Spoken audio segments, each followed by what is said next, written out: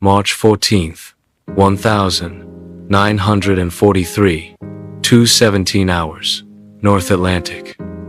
Grid Square AM, 247. The radio room is barely lit. Just a red-shaded lamp, swinging with the roll of the sea. Condensation beads on steel bulkheads. Every few seconds, the hull shudders as the destroyer HMS Vesper punches into another wave. Somewhere above, the wind screams like tearing canvas. Inside the compartment, able seaman Tom Hargreaves, 24 years old, headphones clamped tight to his skull, stares at a needle that refuses to move. Then, a flicker. Not a signal. Not yet. Just a tremor. A nervous twitch in the noise floor. Hargreaves straightens in his chair. His fingers hover over the tuning dial. Skin numb from cold and caffeine. He has been listening to static for 6 hours. Atlantic static.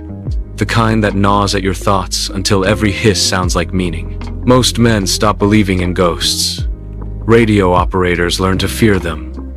The headphones breathe, crackle, silence. Then again, dit. So faint, it could be imagination. Hargreaves closes his eyes.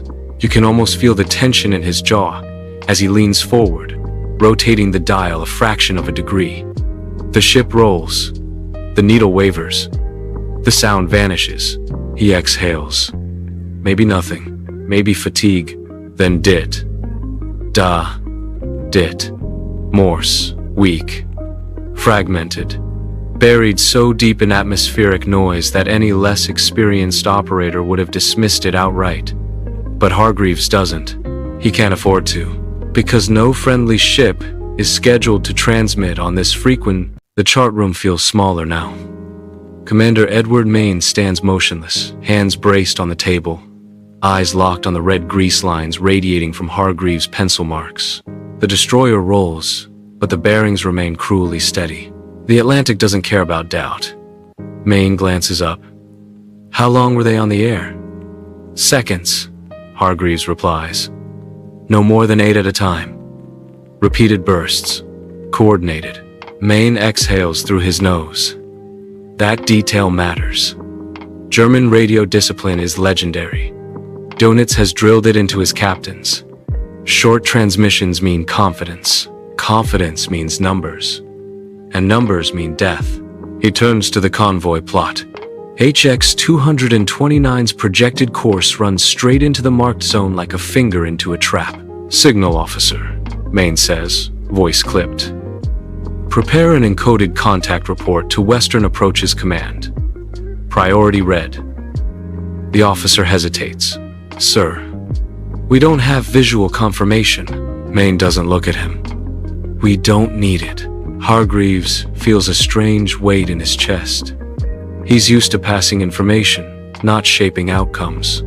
A radio operator is meant to be invisible ears only. But tonight, the ocean has spoken to him alone. And now men thousands of miles away will decide whether to trust a whisper. At Derby House, Liverpool Western Approaches Command Headquarters, the night shift hums with controlled exhaustion. Maps line the walls from floor to ceiling, layered with pins, chalk marks, and the scars of weeks-long con. The Atlantic night fractures. From Iceland to Northern Ireland, radios crackle to life as new orders ripple outward. Aircraft crews stumble from bunks. Depth charge racks are unlocked. Engines are warmed in the dark. The ocean, which has belonged to the U-boats for months, is about to answer back. 4:58 hours. Hargreaves sits rigid at his station. Headphones pressed tight as the German frequencies grow crowded, not with confidence, but with irritation. Signals overlap. Corrections are repeated. Call signs step on each other. That never happens in a disciplined fleet. You can hear it in the pauses between transmissions. The hesitation. The subtle change in rhythm. This is what uncertainty sounds like in Morse code. A boat requests clarification. No reply. Another signal breaks through longer, riskier. A commander trying to re-establish order. Hargreaves captures the bearing and passes it up instantly. New fix, sir. North of the last cluster. They're spreading. Maine nods grimly. They've lost the scent. But they haven't gone silent. And that is the mistake.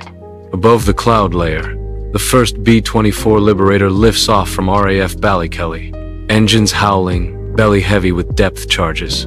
The crew chief crosses himself as the aircraft claws into the night sky. These long-range patrols are new, few, precious, and feared by U-boat crews. Because they close the air gap, the Liberator levels out, banking west. Below, the Atlantic stretches black and endless. The RAD, late afternoon, settles over the Atlantic like a held breath. 3 hours. The sea has flattened, iron gray and deceptive. The kind of calm sailors distrust. On HMS Vesper, the engines thrum steadily as the destroyer prowls a box of ocean that only exists because of faint radio echoes captured hours earlier. Hargreaves still hasn't left his chair. His eyes are bloodshot now, his hands cramped, but his ears remain locked to the ether. The German frequencies are nearly empty. Nearly. One signal slips through, brief, cautious. A boat checking in, unsure if anyone is left to answer. No response follows. Minutes pass. Nothing. This is what defeat sounds like at sea. Not explosions, not screams, but absence. The deliberate, terrified silence of men who know that every transmission is a death sentence. Maine watches the clock. They've broken off. Hargreaves nods slowly. They have to, sir. They've lost coordination. And without coordination, a wolf pack is just scattered wolves, dangerous, but no longer unstoppable. Far to the south, convoy HX 229 steams on under low cloud, unaware of how close annihilation came. Cargo holds remain full, deck guns stay cold. Men complain about the detour, about schedules and fuel. They will never know how narrow the margin was.